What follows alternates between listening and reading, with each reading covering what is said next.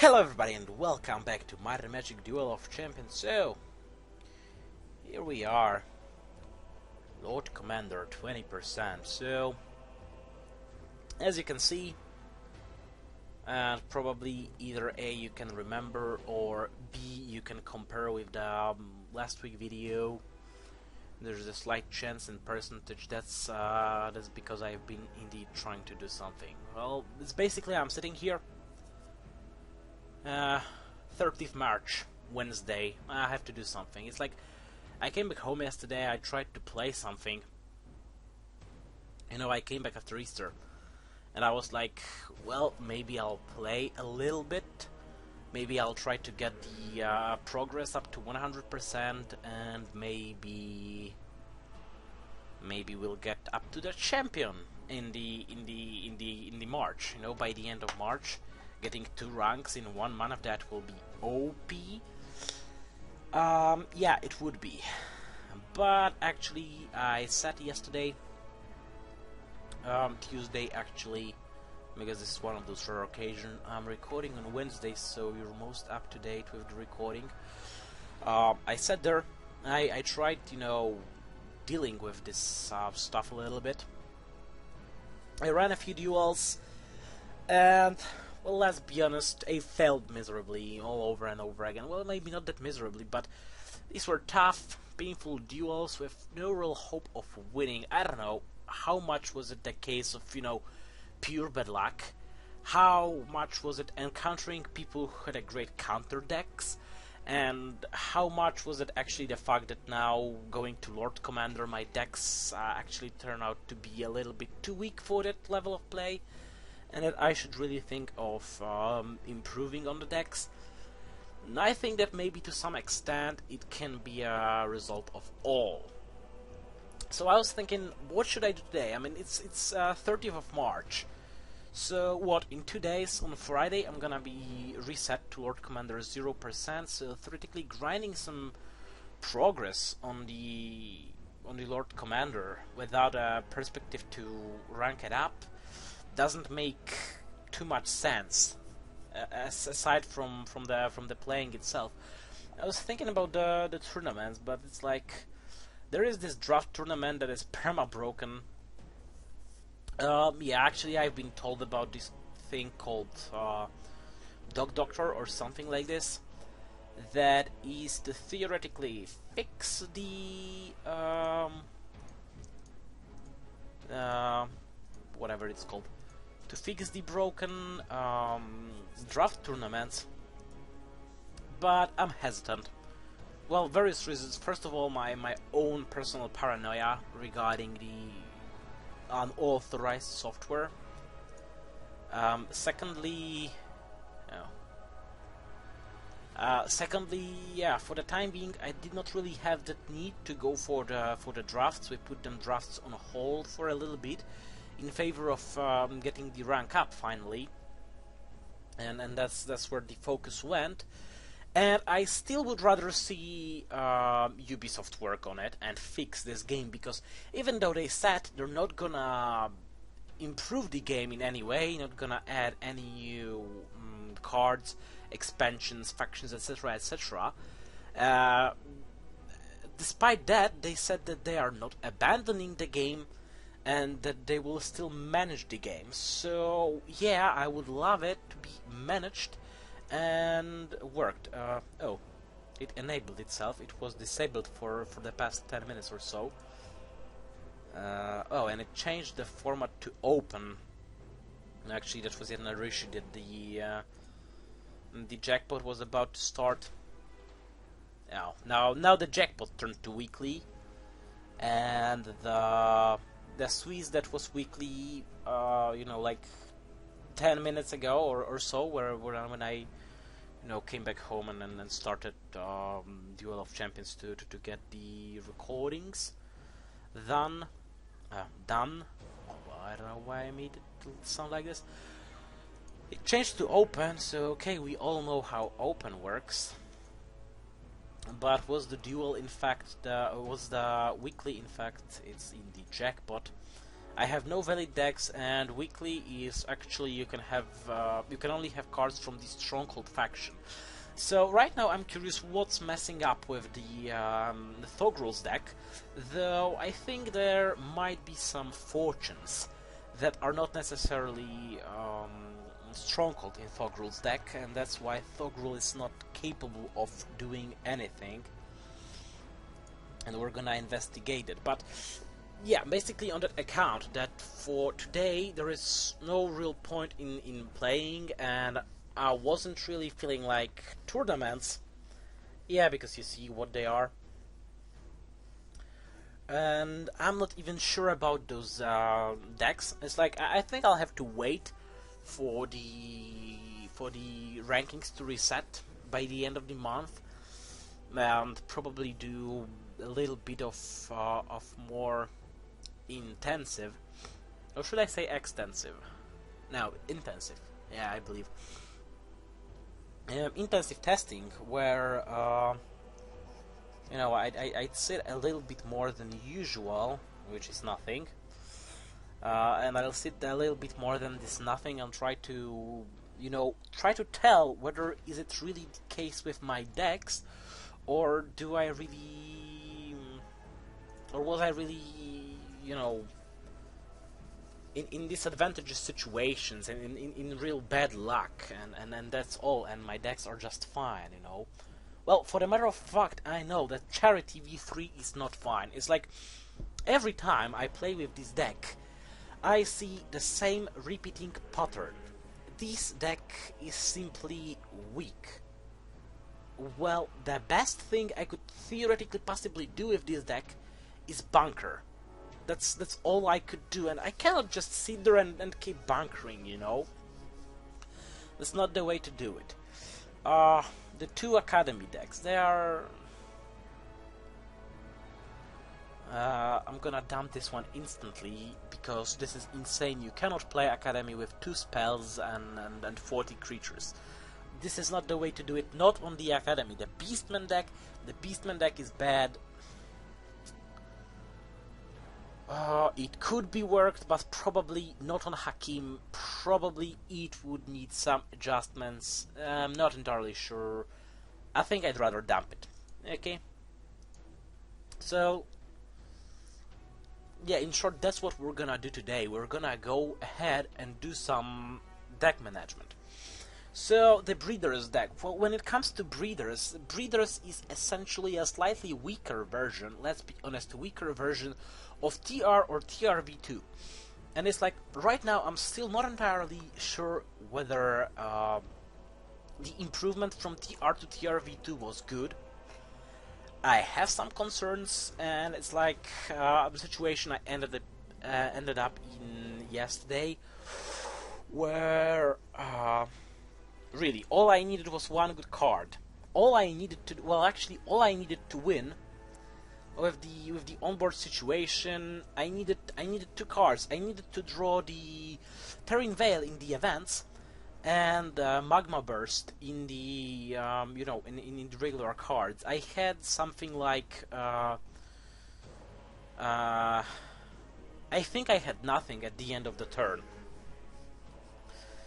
Yeah, so it's like my opponent was doing his turn, and when I saw where he got before he ended his turn, I was like, come on, please, Terran Veil and Magma Burst, Terran Veil and Magma Burst, Terran Veil and Magma Burst.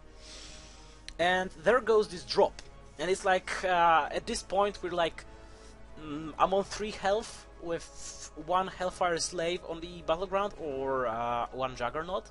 I don't remember either one of these two. This with 4 attack, and my opponent has 4 health left. And with a good Magma Burst, I have 4.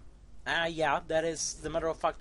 I have 4 empowered spells in play, and the way my opponent has his creatures allocated, with 1 good Magma Burst, it would be enough to, you know, open them and waste them.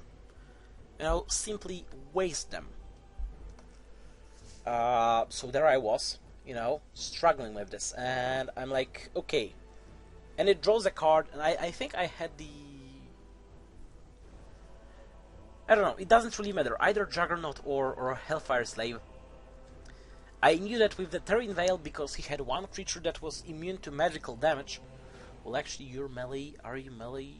Are you magical shooter? No, you're regular shooter. So it could be either one.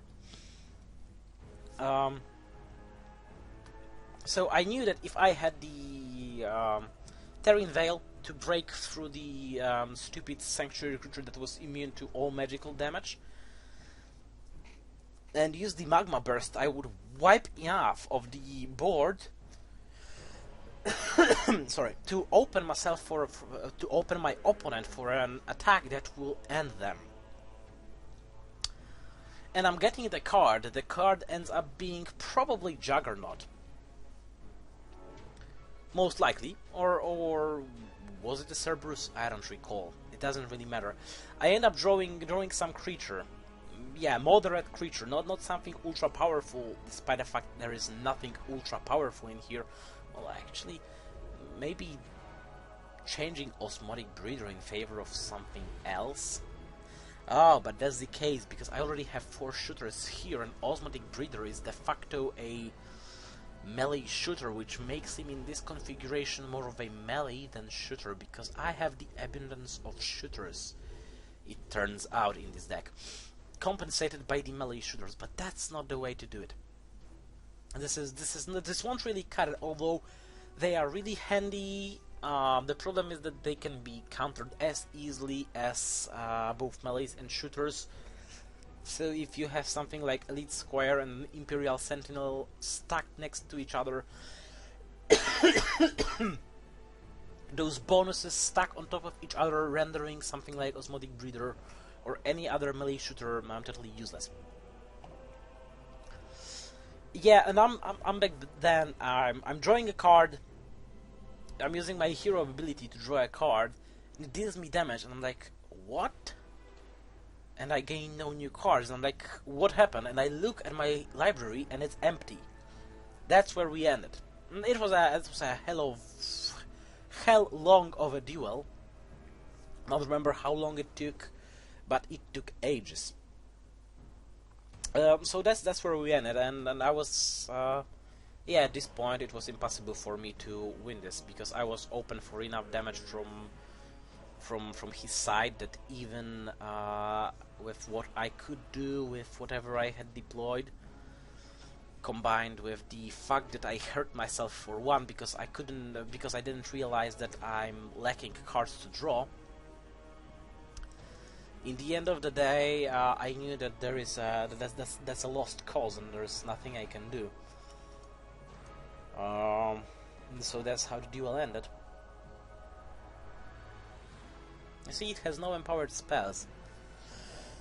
That's a total waste. It's like it's going with 4 campfires, but on a build like this, is it really worth taking those campfires just for the sake of having campfires and wasting one turn increasing my destiny, whereas I could probably get rid of the campfire and build a totally oh, actually now I have enough spawning chambers, and build a totally fortuneless deck. Unfortunate. Yeah, that would be quite unfortunate. Lame puns? Checked. Chaos Lacerator is covered by the initial stats of Garan, so no way to bother. So yeah, as this deck is weak, we can easily delete it. Yes, please. Charity V3, oh crap, that needs to be reworked, but reworking this would be definitely a pain in the ass. Oh, I was to check why Thogrul was not available. Edit deck. What do we have here? From the creatures, I don't see any neutrals. The spells are okay by default. And here we have it, a couple of gold mines. So to enable Thogrul's deck for the weekly format, I would have to swap these two gold mines for something more useful, like two Black Skull Goblins. Well, actually, the matter of fact is that this is not the Enraged deck, this is the Bloodthirst deck. And because it is Bloodthirst, those Black Skull Goblins don't really help that much. They are moderately helpful because they are cheap, have decent stats, etc, etc, but BUTT, I cannot use them to grind my stacks because my stacks are Bloodthirst. Actually, looking at this, we have to go to the creatures with a cost of at least 3 to unleash the Bloodthirst. And I don't have that many of them, in fact. Is it because I don't have more of those? These are great for enraged decks. Building something clearly enraged instead of... yeah, I'm concerned because I have those Cyclop Brawlers, while I could have either more Black Bloodmask Shamans, but they are all shooters. That explains a lot. I have more of those, but they are shooters. What are you? Whenever a friendly Cyclops, whenever a friendly warrior creature attacks Warbound Cyclops, gain plus 100 after. This is yet another way to build your stronghold for warriors. They have quite a few nice options for warriors, for each friendly warrior creature on the battleground. So yeah, that's always a way to do it. Like warriors combined with enrage, that's always valid. What was Thogrul's ability? Put 1 enrage counter on all friendly creatures with Bloodthirst. Oh, I see. So if you are able to manage a quote-unquote stable stack economy, supported with the Call of the Bloodhorn, yeah, supported with the Call of the Bloodhorn, then you can just use Thogrul every turn to, you know, insanely increase your power. That's a valid strategy, and I think that's what we've been executing before. Probably the only time we played with Thogrul. What to do with Charity? God damn it, that will be, to say the least, a chore. Edit. You will be named Charity V4. And what do we have to know about Charity and the Charity decks as such? Well, interestingly enough, I have given up creatures with a cost of 2 for a set of 2 Wolf Guards. Well, actually they are not that bad, since they have Retribution and Perfect Retaliation. That means that their retaliation cannot be countered in any way, although I've given up the Devoted Sisters. That's a lack of healing power in favor of Devout Priests. Devout Priest and all adjacent humans, human creatures cannot be enchanted by enemy spells. So it's not targeted, it's enchanted. While Devoted Sister has the same attack, the same retaliation, has less health, and that's 3 less health, so that's quite significant. And does not provide the cannot be enchanted bonus. That's worth noting, although the question is that bonus that significant?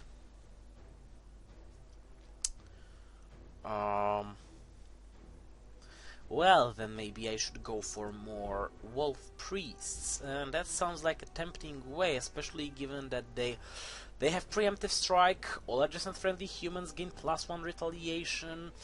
You know, that's all nice, that's all tempting, but will it cut it? That's the point.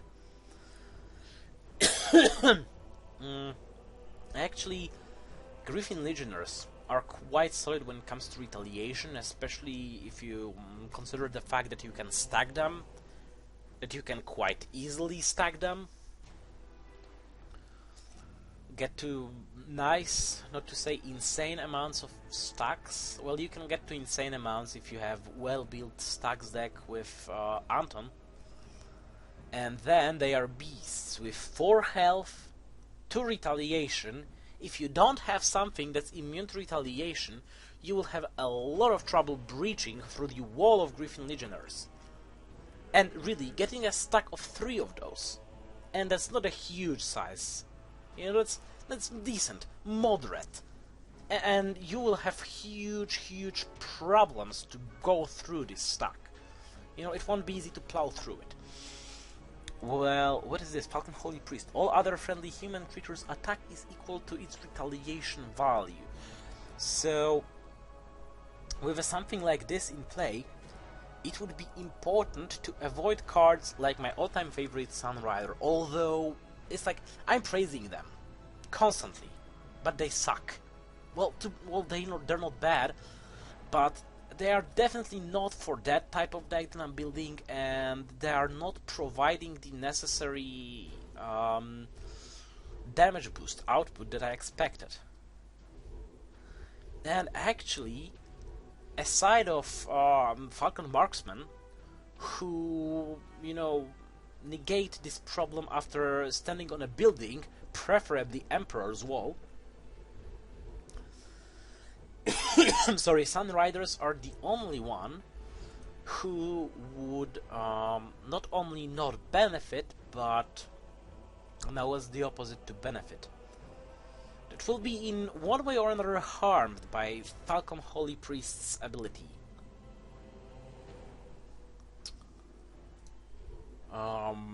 Griffin Marksman. Well, it is powerful, and that's all it does.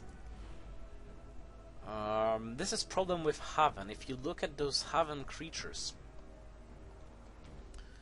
to get a significant damage, well, you won't have any significant damage on the low tiers. Well, for the creatures with a cost of up to 3,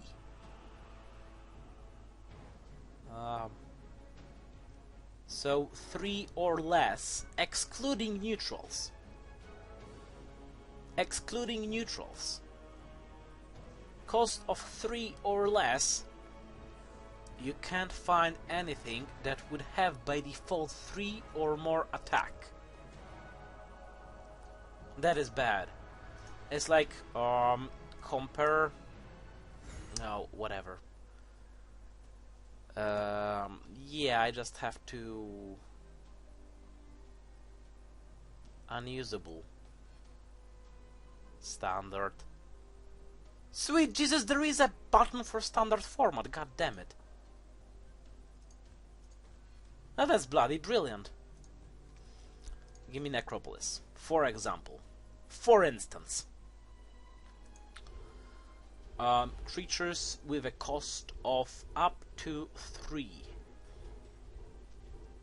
Well, okay, we cannot really find...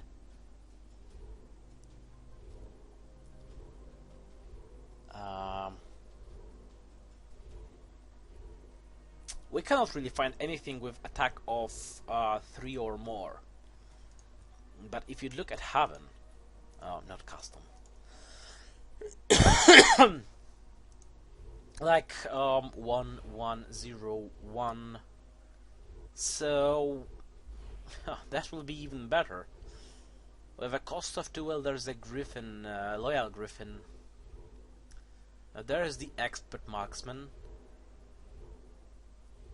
and that's it. So if you look at the creatures with a cost of up to 2, there are only 2 creatures that have 2 or more attack. For Necropolis, well, 1, 2, 3, 4, 5. There is 5. Not to mention the insane abilities on those infernal creatures.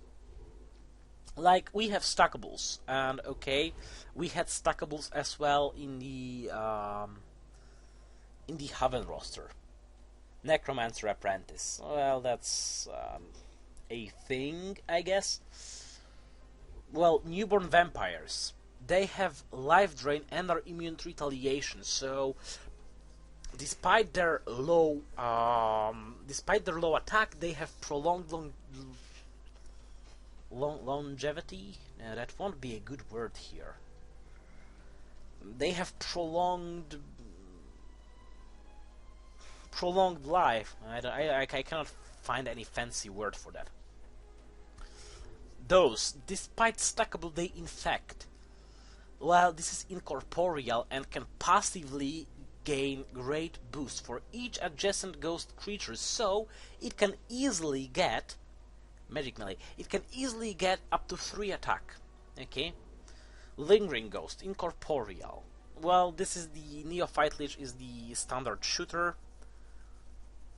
It has equivalent counterparts in other factions as well. This creature with 2 cost, 2 attack, no retaliation, 4 attack and immune to retaliation. There is the exact same card for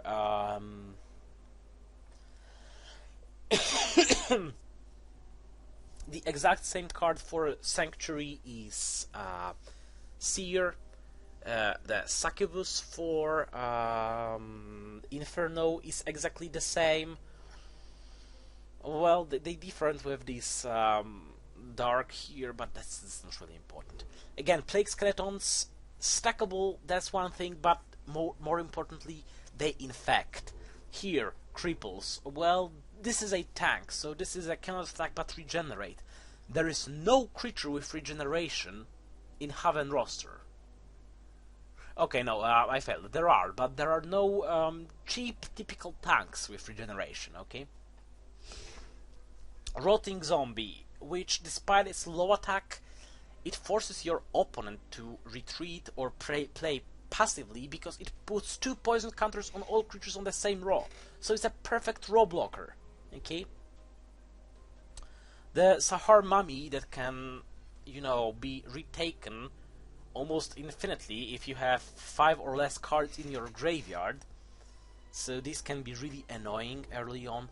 Rotting Mummy, that is insane. Put 1 on Rotting Mummy when talking about with poison counters, and put the same number of poison counters on other random creatures. So yeah, these are insane abilities. Not to mention those with a cost of 3 like Light Drain 2, Regenerate and Infect, so dealing with Ravenous Ghouls is always a pain in the ass. Plague Zombies, really tough, high damage. Infect, that's a huge bonus. Incorporeal on Untamed Braves. Number Channelers with Infect 1 and +1/+1 for each ongoing spell on the battleground.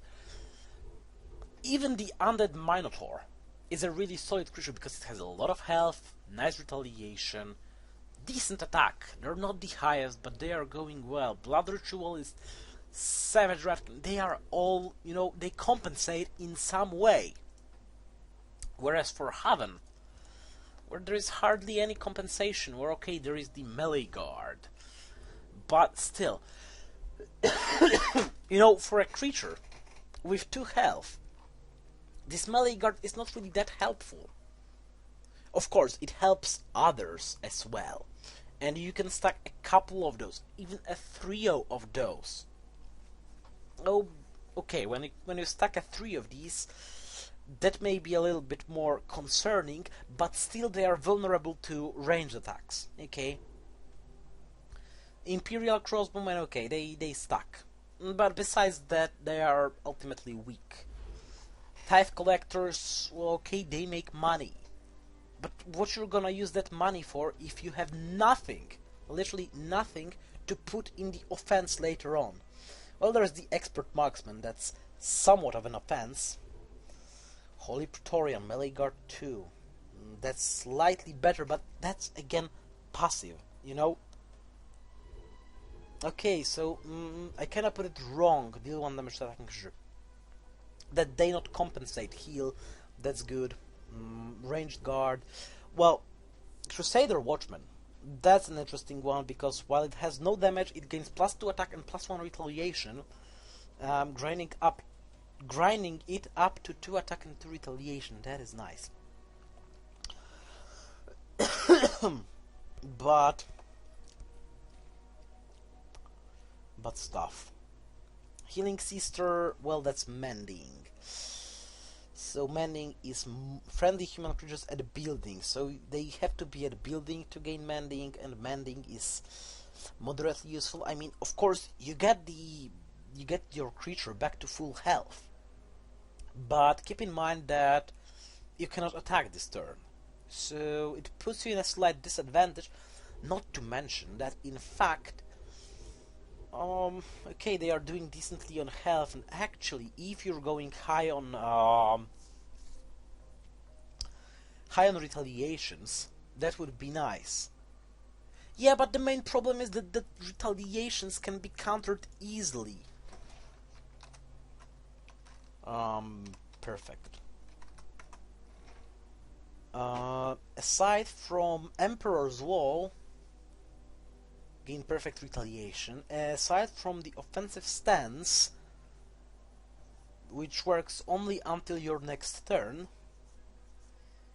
and the Griffin Captain, that adjacent friendly human creatures gain +1 retaliation and perfect retaliation.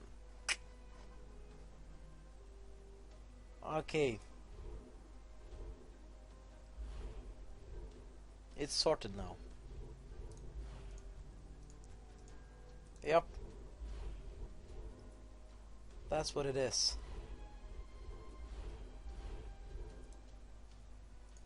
This is the base for charity. You need to have 4 of each of those, or at least 4 of those Griffin Captains, and 4 of the offensive stances, and 4 Emperor Walls. Well, actually, I'd combine these Emperor's Walls with oh,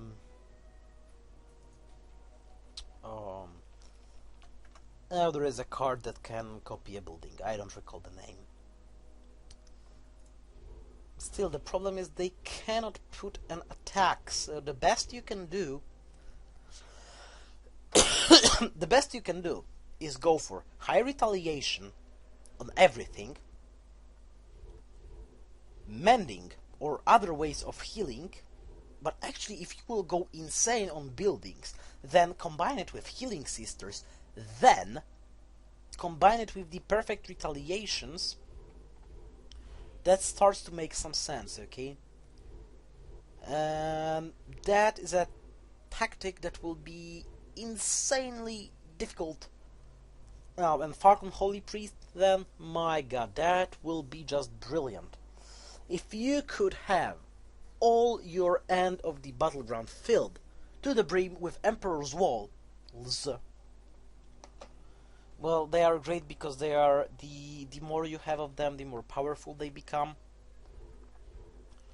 So there is this snowballing effect. You know, grinding some Wolf Praetorians there, some Griffin Marksmen, even Griffin Marksmen back then. You know, if you will have, you know, everything planned well with enough of those other things.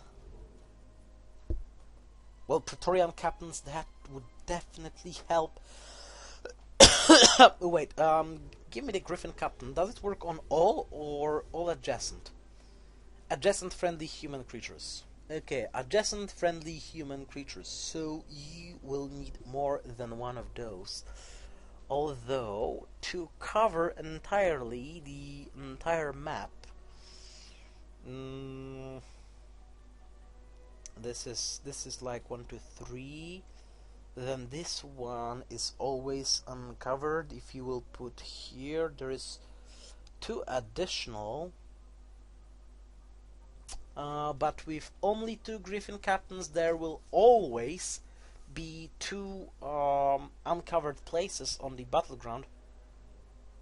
But still, as much perfect retaliation as possible, then combine it with preemptive strikes. That is Well, again, it's not that easy to did not attack in a turn. It gained preemptive strike until your next turn. While Unjusty Card enters the battleground, choose a target friendly creature. Deal damage to the target enemy creature equal to the first creature's retaliation. I don't know. Honestly, I don't feel capable of reworking the charity right now. That's the conclusion. I don't feel capable to do so, so...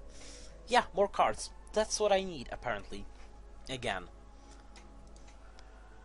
But actually, I'm doing bullshit, and that's not what I wanted to do. That's really not what I wanted to do today. I wanted to go for the deck building, but what I wanted to do today was Shallan, the voice of Lotus. Since we unlocked Shallan recently, the voice of Lotus, whenever a sanctuary creature is returned to your hand from the battleground, if your might level is 4 or more and your destiny level is 3 or more, okay, that creature costs 2 less to play until end of turn. So you see where we'll be playing. We'll be playing at least 4 might and at least 3 destiny. And the word "at least" here is extremely important. See, here is the Kabuki Sentry. So it's not the Seer, it's Kabuki Sentry. My bad. But basically, that's the same thing as the Neophyte Lich. That's the same thing as Succubus. 2 cost, 2 might, 1 magic, 2 attack, no retaliation, 4 health, immune to retaliation. And that's all they have. Beautiful, beautiful clones of each other. Honestly, I don't really know what to build with this one. Well, if I can find these, by the looks of them, they're Sayama Wardens. They are fucking expensive. Whenever another friendly sanctuary creature is returned to your hand, that creature costs 2 less to play until end of turn. I would need these. I would then need to try and mix this with there's a building for that. A building for that called Fountain of Rejuvenation.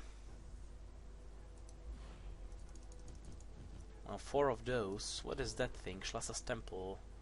Water creatures at Shlassa's Temple gain Focused Blast 2.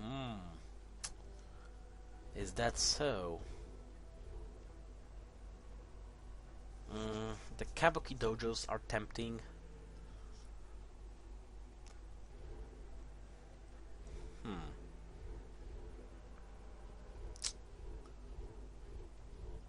Oh, it's Kensei Dojo and Kabuki Dojo and Hidden Dojo. So much dojos.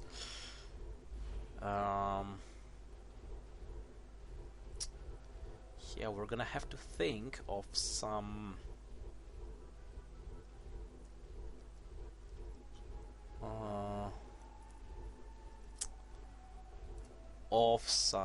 events, and that is difficult to say the least. Well, with a lot of returning to hand, I don't expect to be needing too much great hands. Neutral spirits, so that's for elementals. Target friendly spirit creature to its owner's hand, but will we be really going that much on spirits? Because that might be tempting to take for the sake of, you know, reintroducing one and the same card all over and over again. Spirit. Well, actually, yeah, there is a search for it. Let me search for Spirit. And let's see what do we have there. We have Silver Bull Spirit, Spring Spirit, Magic Melee 2/4 with a cost of 2. White Fox, Lucky. Blessed Lake Spirit. Whenever an enemy spell deals damage to friendly creature, prevent the damage and deal 2 damage to Blessed Lake Spirit. Okay, so they are nice counters to magic decks. Cannot be targeted, that's even better. They are suck. Oh, yes, they do. Magic melee, magic shooter, magic melee. Neutrals, I'm not interested in. Kappa is a spirit. Snow Maiden is a spirit. Very powerful, in fact. Kirin is a spirit. Honor-bound Kami. For every 5 cards in your graveyard, Honor-bound Kami gains Honor 1. Dosing Kappa. You may have it deal 1 damage to target creature. If it's fire creature, deal 2 damage instead. That's punishing if you're playing Inferno Outmaneuver. Unmei Kami. When Unmei Kami deals damage to enemy hero, look at opponent's hand, you may play a fortune, blah blah blah. It's way too complicated to execute it properly. Now, would you rather hold 1 Yuki Onna or 1 Greater Kirin?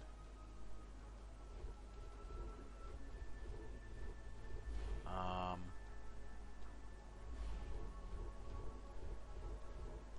are they? Well, actually, thinking about this, permanent. Whenever you draw a card and that creature gains +1 until end of turn. Oh, that's where the spirit is. Frozen Fist. All friendly spirits. All friendly spirits creatures gain +1. Actually, Shalan, you start with 1, but we'll have to upgrade up to 3 anyway. So, you know that going heavily on spirits is not a bad idea? Well, actually, yes, it is. It's not that bad. But now to how to balance it properly. Should I take 4 for making the core of the deck with those spring spirits? They are solid, but nothing beyond that. That's the problem. Well, Waterfall Guardians. Well, actually, taking a couple. Are they water? Yes, they are water. You combine it with at least a couple of Frozen Fists. You have immune to retaliation. You're not immune to retaliation. You're magic melee shooter. Hypnotized. Focused blast 3. Less health, more attack, more retaliation. Comparable requirements. Now, regarding Snow Maidens and Kirins. What's a Kirill? Kirill. It speaks to me, although I cannot really make out what it's trying to tell me. The problem with playing... Oh, well, that's like an alternative to the, not the Coral Seer, but it's called the Kabuki Sentry. 204, immune to retaliation 2. 204, immune to oh, it's not immune to retaliate. Oh crap, that's a bummer.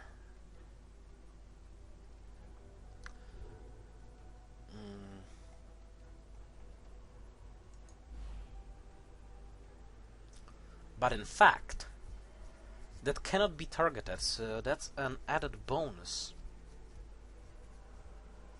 But with mere 2 health... Well, and I wouldn't really like to exclude magics from the play totally. And I'm afraid that's what might happen. Because if I will have to go too heavily on... Preemptive Strike, Creature Melee Beastman.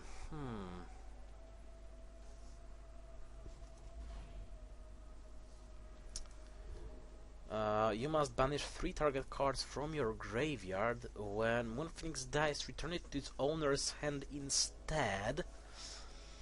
So, actually, thinking about it, the Moon Phoenix is Huh. Card worth thinking about. Draw a card. So this enables me to search, but only for a unique creature. And this is not a unique creature. It's extremely rare, but it's not unique. Of higher might on Silver Bowl Spirit. When you do return Silver Bowl Spirit to its owner's hand, at some point they can be easily rotated for free, but it's not really the point, as they are themselves pointless. Now the real question is, should I try to get the 4 Shark Guards as the openers, or should I really screw the Shark Guards and ignore them completely in favor of other melees? The problem is, yeah, keep the ratio of magic melee. This is regular melee.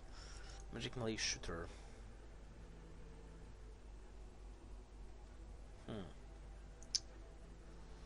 It's always problematic to keep the proper ratio of cards to cards. And Kappa again is melee. That's a problem. This is a shooter. Let's take some of those. These are Nagas. Immune to retaliation, hypnotize. These are just immune to retaliation with the same might and cost requirements.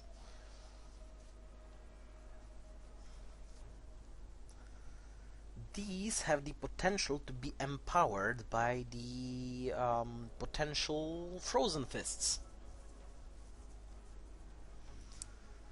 Well, that's expensive cost-wise, but cheap requirement-wise. The question is, will it really be a viable tactic?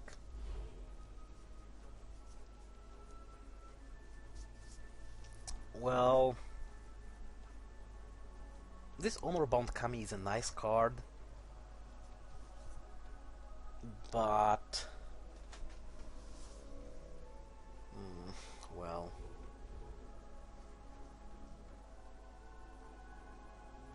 the first type damage is dealt to Nautilus in a turn. Prevent that damage.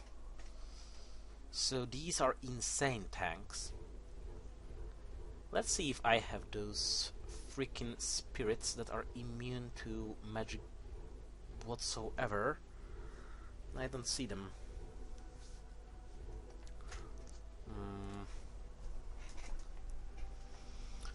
Let's say we're done for the time being. I know we don't meet the criteria quite yet. And actually, I could use more of those fortunes.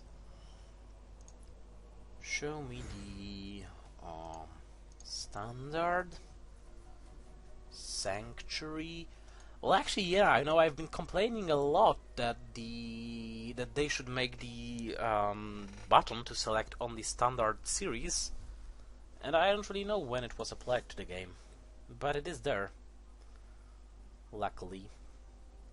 Who am I looking for?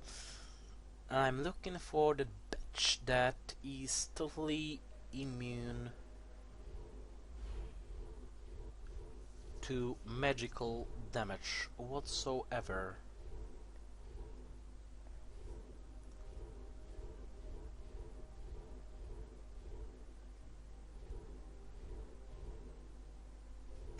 Where are these?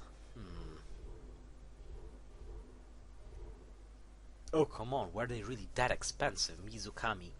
Magic Shield. Prevent all damage from spells or magic creatures dealt to this creature. I have none of those, and my opponent yesterday when I was playing was going insane on those. I was dropping literally tons of those Mizukamis. But he was using the Ink Warriors for that, so... Oh, and Sacred Kirins. He was using Sacred Kirins, but I don't have Sacred Kirins, god damn it. I was really going well with this ultra overly expensive deck. Yeah, I lack so many cards. Honestly, It's like the longer I build the decks, the more I realize how many cards I'm missing. Slava 209, this is impossible deck.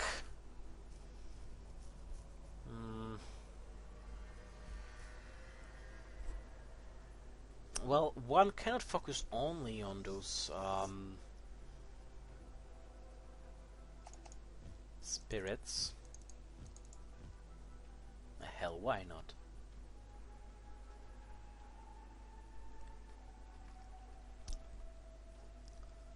Let's go heavily on spirits.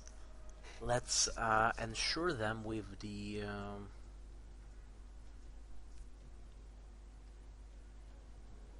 added bonuses as the gold mine, for example. Anything useful that requires 3 destiny. And I said useful.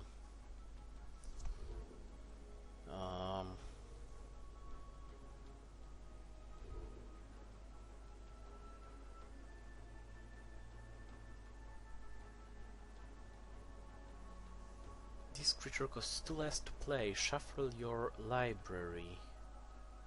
That's interesting. That's very interesting.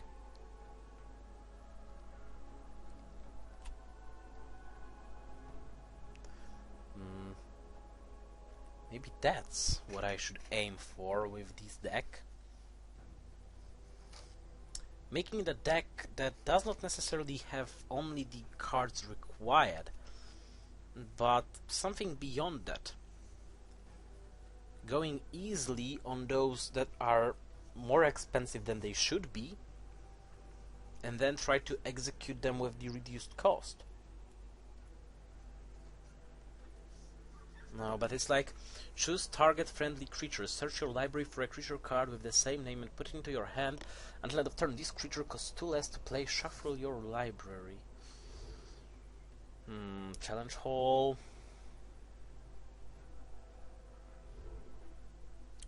Frozen Maze. That's a no-brainer. Of course I need at least 4 of those. Interesting. Road to Enlightenment.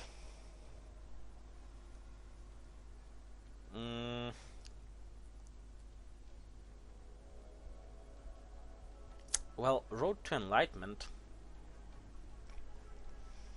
This is an open to a mill. Yeah, if you're taking the Road to Enlightenment, you will definitely go milling. There is no point in taking Road to Enlightenment and not going to mill those cards. Architect's Wonder. Search your library for building card, put in your hand, shuffle your library.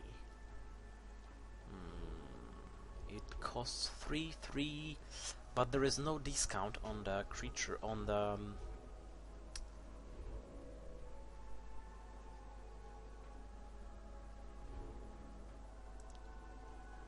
to all immobilized. How are we doing on hypnotizing? Not good enough.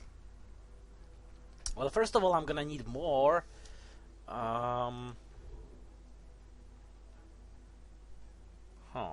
But this could be used against me. I'm gonna have plenty of spirits, so that's a good idea because it will affect all the spirits. Cosmic Balance could be used against me, and I don't want it.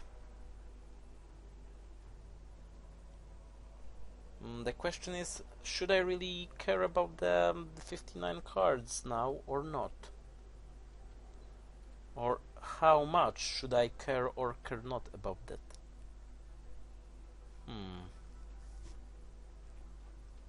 Already at 37, but I lack...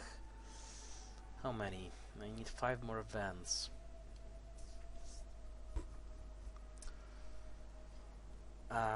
What if I take a couple of days of Sanctuary?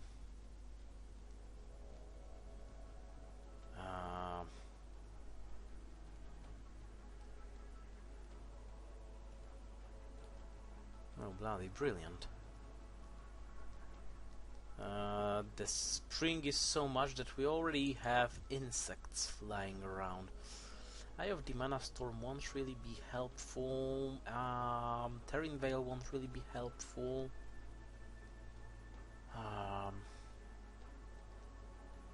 Oh! Opening! Of course!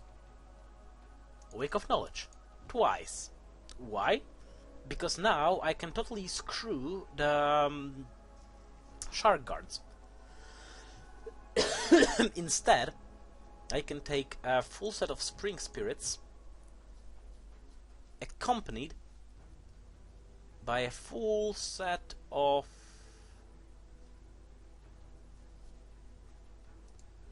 Fountain Spirits. I don't want you, not necessarily, because I still have to watch my cards. And now the problem will be that I'm 2 paper, and I guess I will be countering with AoE now.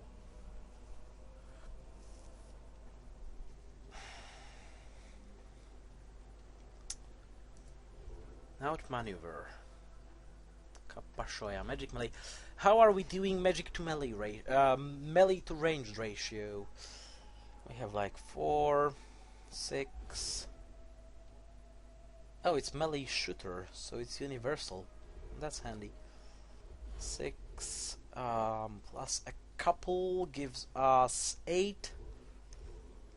10.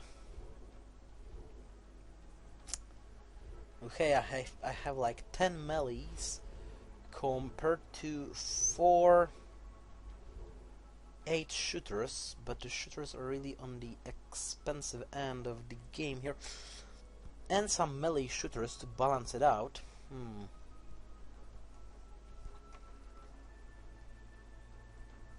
Well, maybe I should go for the neutral spirits as well.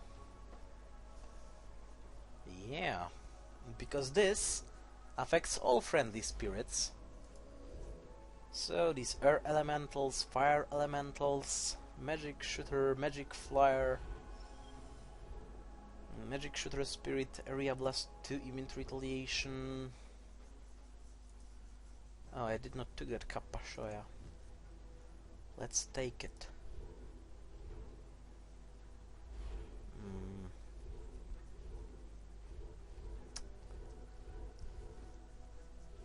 Magic melee prevent all friendly fire damage dealt to friendly fire creatures. So it's not really helping himself.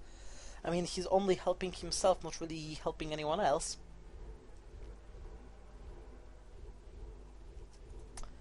How am I doing cost-wise? I have 4, 6, 10. 10 with a cost of 2, a couple, 6, 8, 10 with a cost of 3, 1, 5, 5 with a cost of 4, and 1 Greater Kirin with a cost of 5. Actually, considering the 4 gold mines I'm having down there, that probably won't be that bad idea to invest a little bit more on the expensive cards, aka those with a cost of 4 and like,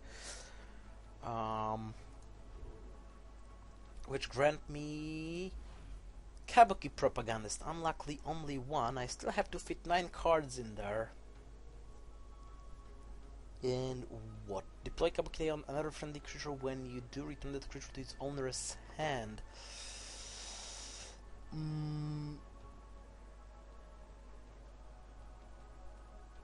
Yes, I guess. And let's try to figure out something useful on these spells. Deadly Hail. That's cheap, but it's weak. Focused Mind. Friendly creatures cannot be prevented from attacking and are unaffected by Berserk. But it requires a hell load of magic. Until your next turn, melee shooter creatures and enchanted rogue gain cannot attack.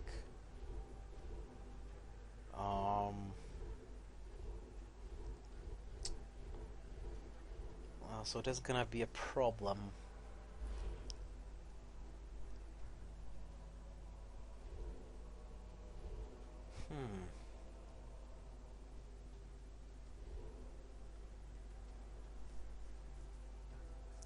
Line is vertical or horizontal? I think line is horizontal, so it's damaging. I need more gazers. Definitely I need more gazers. Contagion won't be really that helpful. Well, there is no point in forcing those spells if all they're gonna do is, like, you know, put pressure on me to put points in magic.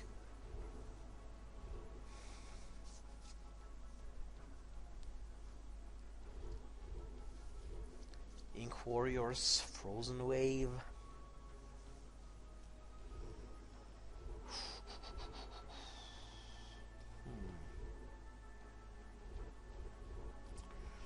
There is some moderate damage I could take with these spells, but I don't think it's really, there's, oh god, 4. Well, if it were to require 3, I would consider it, but with such a non-magical deck, I think I'll stay non-magical.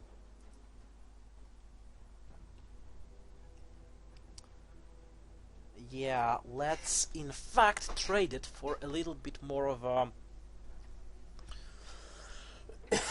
board control without maneuvering. At least a couple. I don't want to go too hefty on the shooter department though.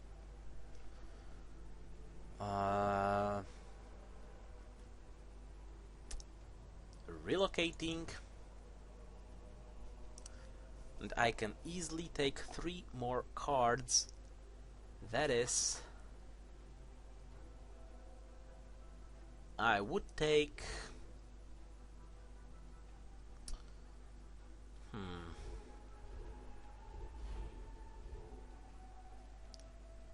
oh, that's interesting.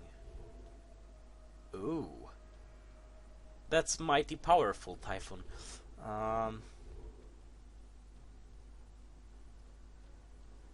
Well, actually, Truce would be useful with this. Yeah, but rather than returning right now, I'd go for the aforementioned board control.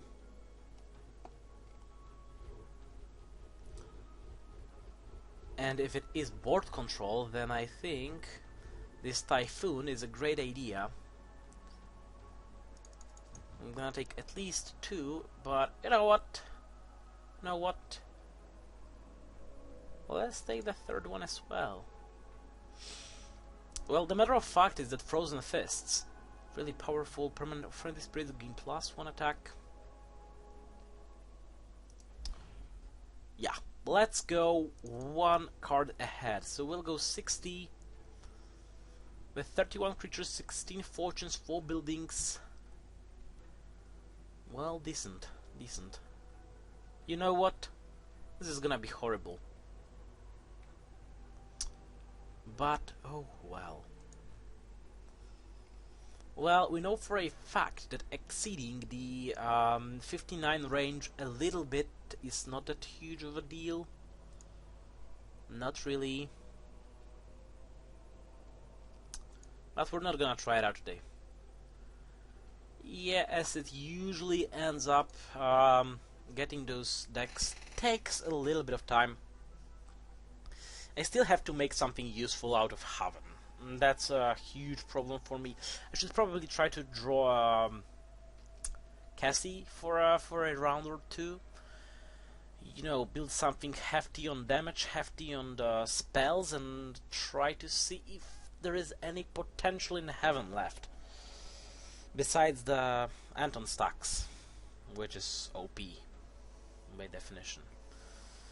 Anyway, that will be it for today. I hope you enjoyed this duel-less episode, but that's simply because, you know, that's moderately pointless given that I'm gonna get reset in 2 days from today. So that's not really the point. Yeah, hopefully the next week we'll have some dueling, but that will be it for today. Once again, I hope you enjoyed. Thanks for watching, and I'll see you next week. Bye.